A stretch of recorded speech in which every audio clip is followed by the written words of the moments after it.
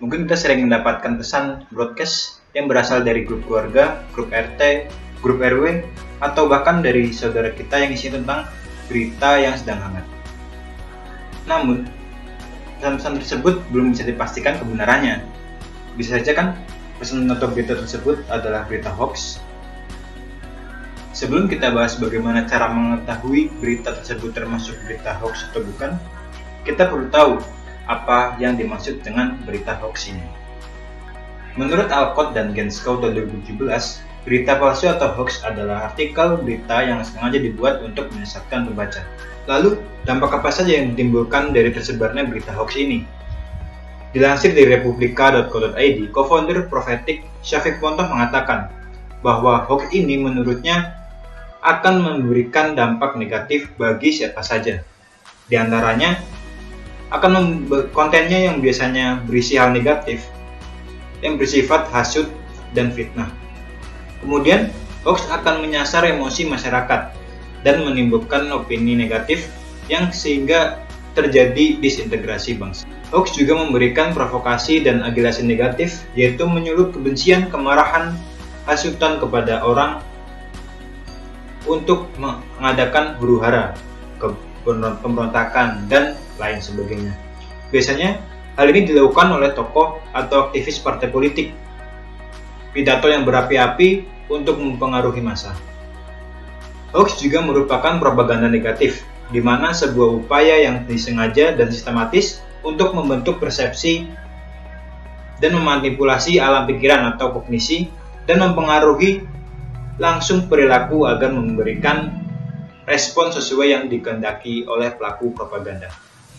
Nah, terus bagaimana cara kita mengatasi berita hoax di dunia maya seperti WhatsApp ini? Seperti yang dilansir dari kompas.com Minggu 8 Januari 2016, Ketua Masyarakat Indonesia Anti Hoax Septiaji Eko Nugroho mengungkapkan 5 langkah sederhana yang bisa membantu dalam mengidentifikasi mana berita hoax dan mana yang berita asli. Berikut penjelasannya. Yang pertama, hati-hati dengan judul yang provokatif. Berita hoax seringkali menggunakan judul sensasional yang provokatif. Misalnya, dengan langsung menudingkan jari ke pihak tertentu. Isinya pun bisa diambil dari berita media yang resmi. Hanya saja diubah-ubah isinya agar menimbulkan persepsi sesuai yang dikehendaki oleh si pembuat pemberita hoax ini. Oleh karenanya, apabila menjumpai berita dengan judul provokatif, sebaiknya kita mencari referensi berupa berita serupa dari situs online resmi. Kemudian bandingkan isinya, apakah sama atau berbeda. Dengan demikian, setidaknya kita sebagai pembaca bisa memperoleh kesimpulan yang lebih berimbang. Kemudian yang kedua, cermati alamat situs. Untuk informasi yang diperoleh dari website atau mencantumkan link, cermatilah alamat URL situs dimaksud.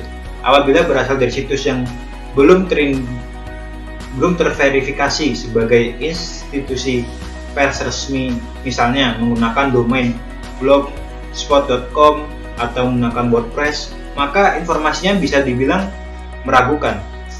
Menurut catatan Dewan Pers, di Indonesia terdapat sekitar 43.000 situs di Indonesia yang mengklaim sebagai portal berita. Dari jumlah tersebut, yang sudah terverifikasi sebagai situs berita resmi tak sampai 300. Artinya, terdapat setidaknya puluhan ribu situs yang berpotensi menyebarkan berita palsu atau hoax di internet yang mesti kita waspadai. Selanjutnya, periksa fakta yang ada. Perhatikan dari mana berita berasal, dari siapa sumbernya, apakah dari institusi resmi seperti KPK atau Polri. Jangan cepat percaya apabila informasi berasal dari pegiat ormas, tokoh politik, atau pengamat. Perhatikan keberimbangan sumber berita. Jika hanya ada satu sumber, pembaca tidak bisa mendapatkan gambaran secara utuh. Hal lain yang perlu diamati adalah perbedaan antara berita yang dibuat berdasarkan fakta atau berita berdasarkan opini. Fakta adalah peristiwa yang terjadi dengan kesaksian dan bukti, sementara opini adalah pendapat dan kesan dari penulis berita sehingga memiliki kecenderungan untuk bersifat subjektif. Kemudian, jika berita atau pesan tersebut mengandung foto, mengecek keaslian foto. Di era teknologi digital saat ini, bukan hanya konten berupa teks yang bisa dimanipulasi, melainkan juga konten lain berupa foto atau video. Ada kalanya pembuat berita palsu juga mengedit foto untuk memprovokasi pembaca. Cara untuk mengecek keaslian foto bisa dengan memanfaatkan mesin pencarian Google, yakni dengan melakukan drag and drop ke laman pencarian Google Image. Nah, hasil pencarian akan menyajikan gambar-gambar serupa yang terdapat di internet sehingga bisa dibandingkan gambar atau foto tersebut dengan yang asli atau yang setelah diedit.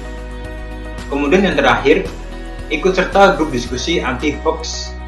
Di Facebook terdapat sejumlah fanpage dan grup diskusi anti-hoax, misalnya Forum Anti Fitnah, Hasud, dan Hoax yang disingkat FAFHH. Kemudian ada fanpage dan grup Indonesian Hoax Buster. Kemudian ada fanpage Indonesia Hoaxes dan grup Sekoci. Nah, di grup-grup diskusi ini, netizen bisa ikut bertanya apakah suatu informasi merupakan hoax atau bukan, sekaligus melihat klarifikasi yang sudah diberikan oleh orang lain. Semua anggota bisa ikut berkontribusi sehingga grup berfungsi layaknya crowdsourcing yang memanfaatkan tenaga banyak orang. Ya, mungkin sekian yang bisa kami sampaikan terkait penanganan berita hoax ini dan apa sih dampaknya yang jika berita hoax ini sampai tersebar. Semoga kita semua bisa terhindar dari adanya berita hoax ini dan kita tidak pula ikut menyebarkan berita hoax ini. Ingat, saring sebelum sharing.